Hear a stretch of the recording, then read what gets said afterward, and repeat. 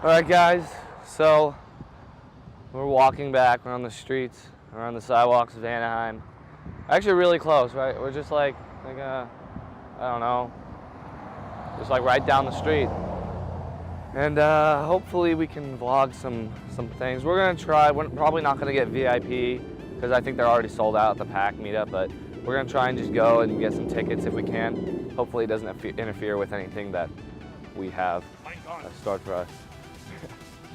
So right now we're walking to the main stage. This is for the 1.11 changelog. This is going to be the first time, it's nice in here, it's not cold. This is going to be the first time that everyone's going to hear what's in it. Basically information that nobody knows yet. So I don't know if we can vlog this, but if I can, I'll vlog some portions of it, maybe. I think Jens will be here, probably explaining everything. Yeah, Jens will probably be here. Hopefully he is, but look at these. There's not that many people. We're gonna get some really sweet seats. Look at it. There's like nobody here. We are right in front. We're right in the middle of everything. Not that many people here right now, which is quite surprising. Everyone's actually lining up for Sky Does and Stacy plays. Oh, this room is so empty.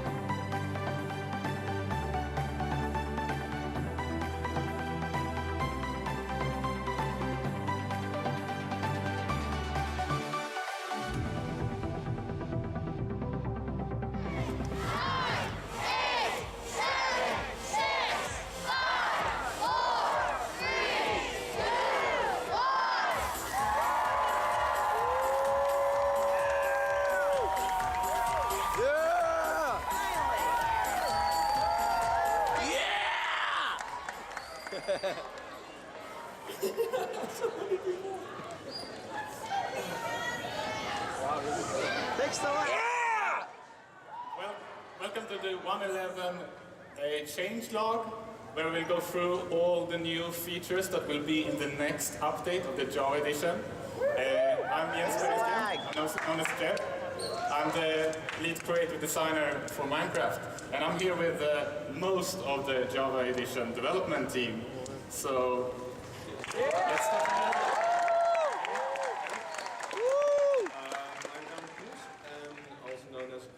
And I've been working for Mojo for almost 4 years now. And I've seen all Minecons, and it's a pleasure to be here. Yay! I'm Thomas, I'm also known as Prof Mobius, and I've been working on the Java edition for the last year. Nice to meet you.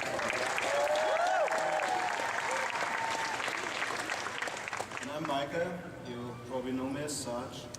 I've been working for more than 2.5 years now, and you probably know me from most of the changelogs for snapshots and the command block features for map makers. There are two curses. One is from the April Fool's joke this year. It's the curse of binding. It only applies to armor items, and essentially it means that in survival mode, if you equip it, you can't unequip it. So the only way of getting rid of it, like killing yourself is not an option, so the only way of getting rid of it is to have its durability go to 0. So if you combine it with bending, you're stuck with it forever. The other enchantment is the Curse of Vanishing. It only means that if you're killed having the item, it will not be dropped. It just vanishes. And again, this may be most interesting to like custom maps where you actually want items to disappear. Currently, we have the game rule keep inventory. That will override this curse. But I'm open to like popular opinion on that because it may also make sense that they disappear when you die and you keep everything else. So I'm open to discuss that. So let's get on to the next one. You may know that the observer block was added to Pocket Edition by Daniel, who's sitting here. Thank you. It was necessary because on Pocket Edition we don't have the bad updates we do in Java. But at the same time, it makes sense to have it in the Java edition as well, so that's why we're adding it now.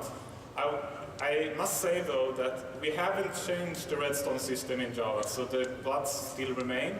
I also must point out that although this mimics the behavior of the observer, I can't guarantee that the behavior is exactly the same because the redstone systems are completely different. So it will be interesting to see when you start playing around with it and see what quirks you will discover. So let's go on.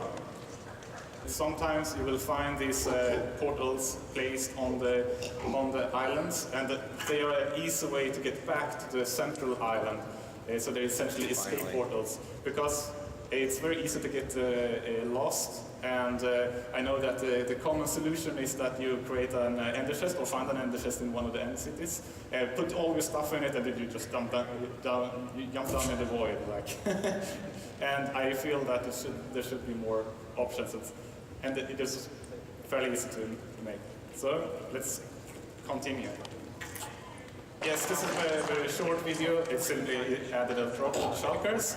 It took a very long time for me to make this video though, because I wanted to actually have a proper fight, but I got stuck in the ceiling. I had to wait for the levitation to wear off, and finally I just keep the end, like the final blow, and that's it.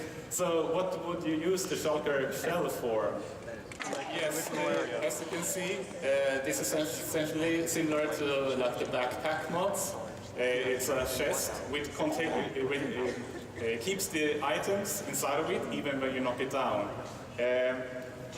I mean, the immediate question is, can you put a shulker box inside a shulker box? No, you can't. There are, though, a couple of things I haven't shown in this video, so you will figure that out really quickly when you try the snapshot. The second part about this video was actually a really cool idea by Thomas, that when you push a shulker box with a piston, it pops, which allows you to transport a shulker box containing all the items inside of it, and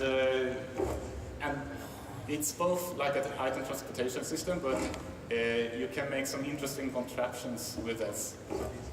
Thomas, do you want to add anything? I'm just looking forward to see what people will make with it in redstone contraptions. A lot of interesting builds possible. Yeah, I think so. Yeah, definitely. It's essentially like sending a data packet.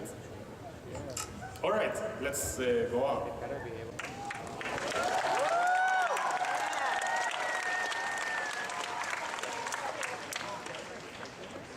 Yes, so now the librarian profession has a cartographer career, and it will buy and sell map-related items, where the two new items are the ocean exploration map and the woodland exploration map. And I will show you what the woodland exploration map is a little bit later.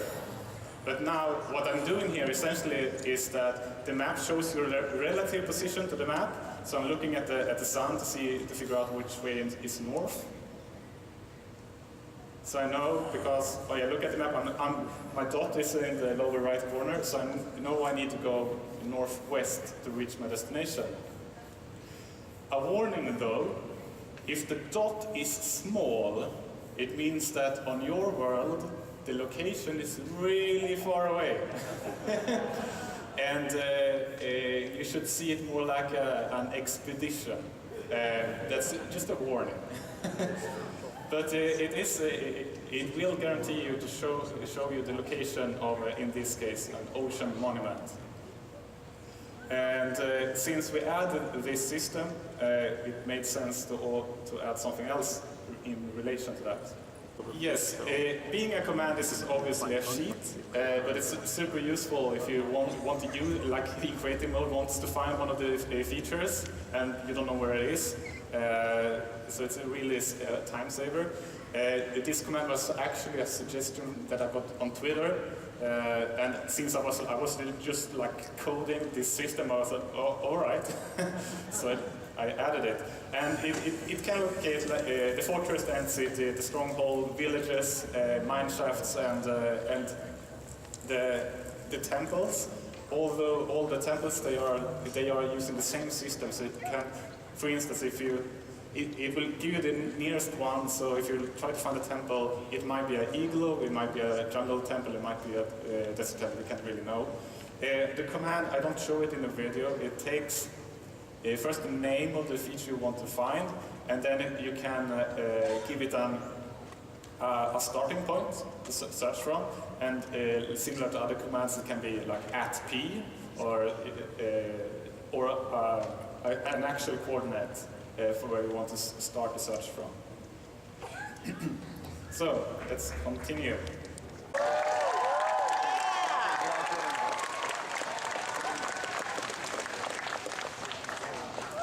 Yes, we've added a new dungeon. So this woodland mansion is a procedurally generated house with treasures and monsters and a cool location to explore.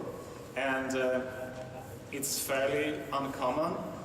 So the best way of finding it is to buy a woodland exploration map from the cartographer. And this dungeon is built with the help of the new template system. We have the structure blocks. And I was... I think it shows really well how much bigger we can now make structures and how much more interesting we can make them, because the structure blocks make it so much easier to just experiment with different styles and build them out. And it was really interesting to watch you build this step by step. Yeah, exactly. And I was joking about that before all these features were hard-coded, so they were really time-consuming to make. So now we have this awesome system which should save a lot of time, but since it saves so much time, like my ambition has gone up, so it actually takes more time now to make this. But it's really worth it. So you may wonder who's living inside of this.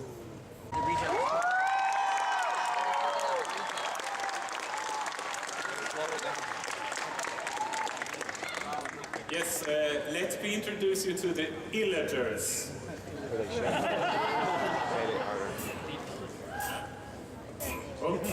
Okay. Yes, so the woodland mansion is inhabited by these ill-willing villagers. They are the outcasts of the villages, and they have acquired arms.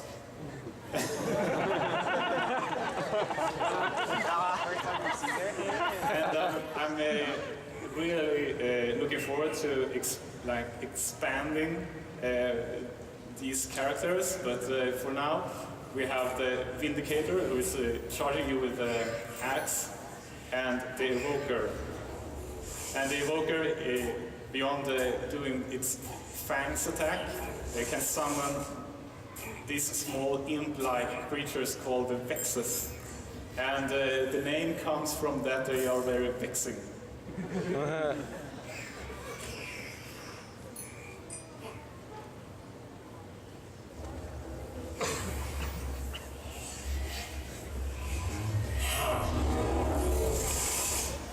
I took so much damage.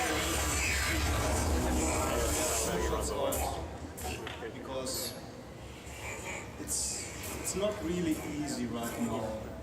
I think I told you before, with all high-end gear, it's probably not the best idea to go in a mansion unprepared. No, this is also, since you need to find one of these exploration maps, and it's fairly far away. It's one of the end games challenges. It's not as I wouldn't say it's as hard as fighting one of the bosses, but if you're unlucky, you can get really swamped with monsters. Yes. So the Evoker drops an item that is also fairly useful. Yes, the totem of undying, it's an item that activates if you're holding in either hand, so the offhand is probably the most convenient one, and you're being dealt a killing blow. That activates the item and consumes it. So in this case I would have fallen to my demise, but the totem saves me and gives me a short period of absorption and regeneration.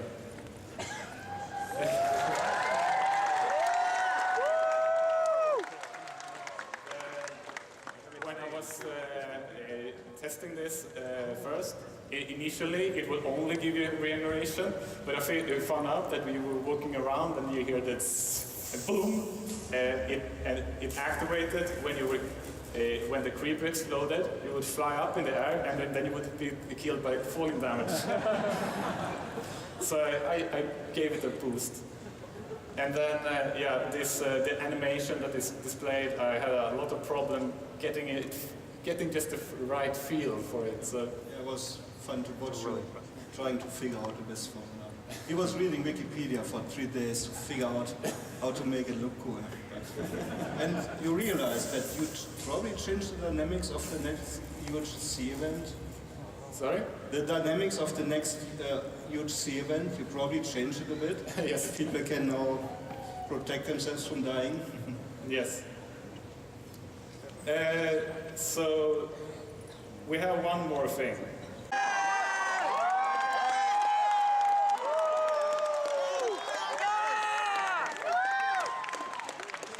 Yes, some of you may have seen this tweet. I'm also actually on the alpaca team for this. But it was kind of funny to just see what people would prefer.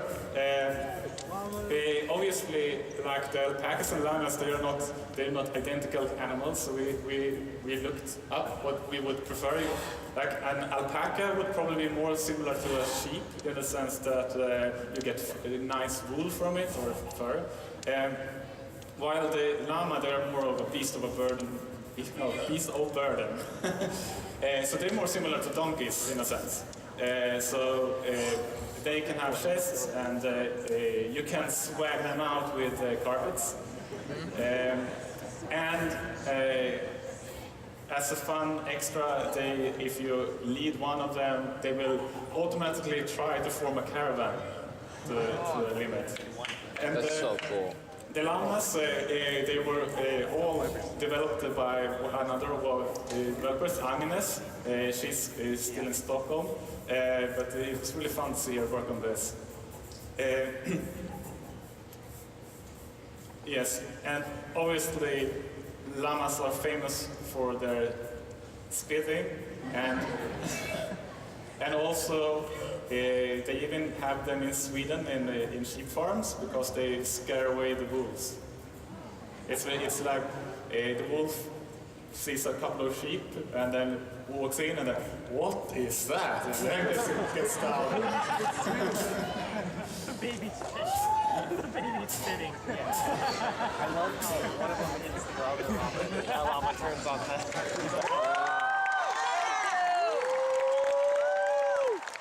Yeah. So Eric and Agnes and Thomas and Sartre, they prepared the snapshot. Everything's ready, like it's first at the bottom. We just need to go back to Stockholm. So you can try out all of these features on Wednesday. And I'm really looking forward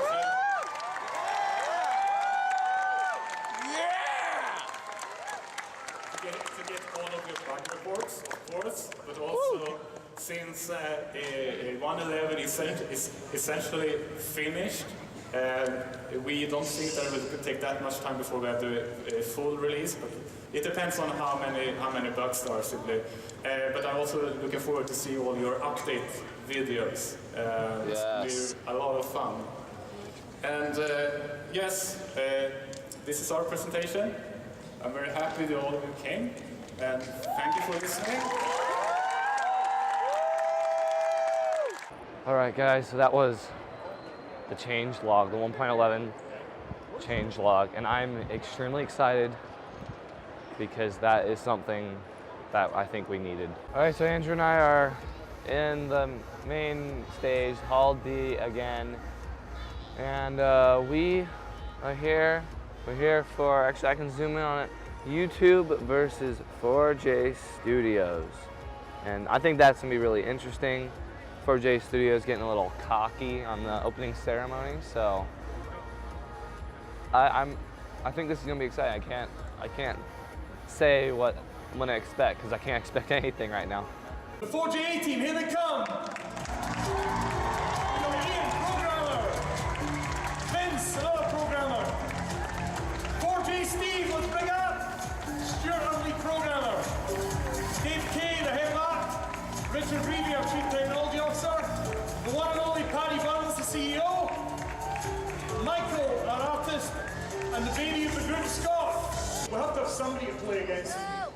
So let me hear you big it up for our YouTubers! Squeezy! Toycat! Squid!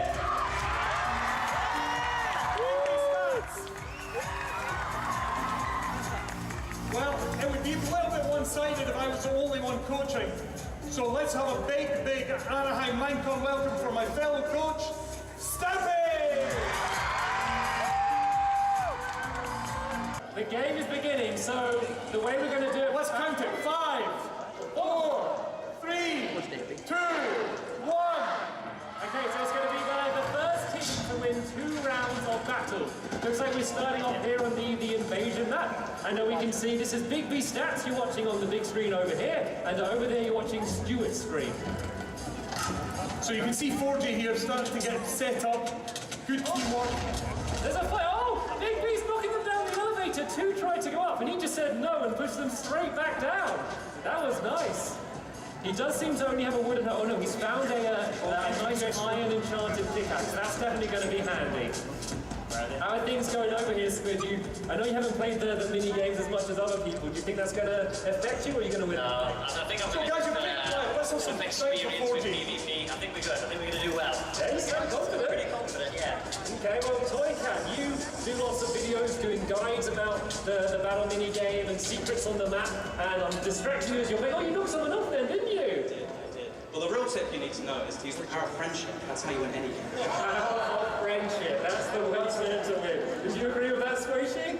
Definitely, I agree. I definitely agree with friendship. 4 hour actions here. So far, you saw that? Go get him! Yes! Toycat's out. Oh, sorry. Cat is down. So, how many people have you got left on your side? I think they're all in. Oh, no! Stuart fell.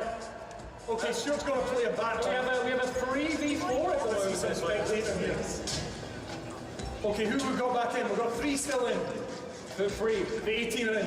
Okay, we have a 3v3 then at the moment, all to play for. Actually, how are you feeling about your chances now? I feel like I've got a good chance. I've got a few nice things. I'm hanging around with Big B, so I feel very safe, actually. So Bigby's got your back? Yeah, I feel like he has. I hope he does. Oh, is that people over there? Oh.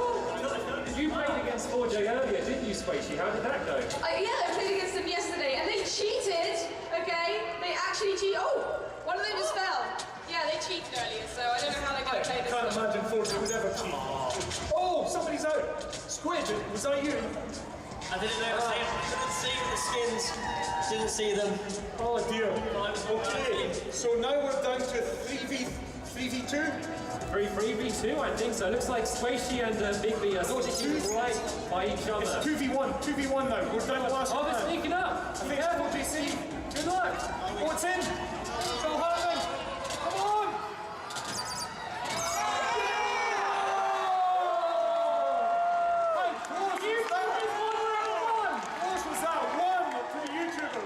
The first person to win 3 rounds will be the overall winner.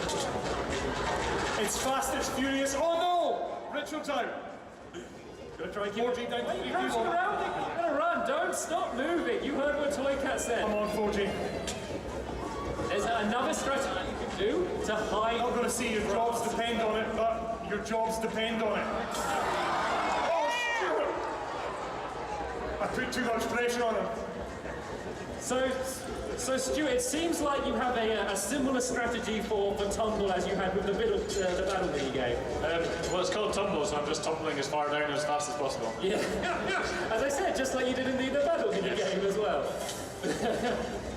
Oh, is that squid out? No, it's toy cat was out. Toy cat's out. Yeah, toy cat has fallen down. But Nick is staying right near the plummet. Oh, as I said that, he plummeted down. There's 4 players left. Oh, that's it. That's it. Round 1 done. Everyone on 4 players down. You guys need to die so we can start the next round. We got big. So round 1, and who the YouTubers? All right, so we made it to the finals on the walls, but we lost. No runner-up. Nah, no runner-up for finals. We were a runner-up. We were second place. But oh my gosh, so many people. So right now we're actually late. We're like 20 minutes late. We're gonna go back to the main stage in Hall D to have a conversation with Jens. I don't know how it works, but we have no idea how it works, but it's Jens, and we want to talk to him. We want to signature. Signatures actually would be really cool if that is possible. But yeah, we're just walking, and I'll probably end up vlogging a little bit later when I'm there. So we just finished. Alright guys, so while I was editing this video, I noticed that my video and audio recordings were actually really messed up. I don't know why, but they weren't working properly. So I have to explain what I did and all that stuff right now. At this time we were walking from the arena to the pack live meetup. So we met the pack, we talked to them and everything. It was really fun. We took some pictures. I'll probably put those pictures up right now. So we went there. We weren't allowed to vlog inside, so I would have to explain this anyway. But basically we waited in line for probably an hour, and then we got to talk to them. We took a picture, and after is when the signing happened. I'll actually put a picture of my poster, the before and after. It's really different, and I got a lot of signatures. Really fun.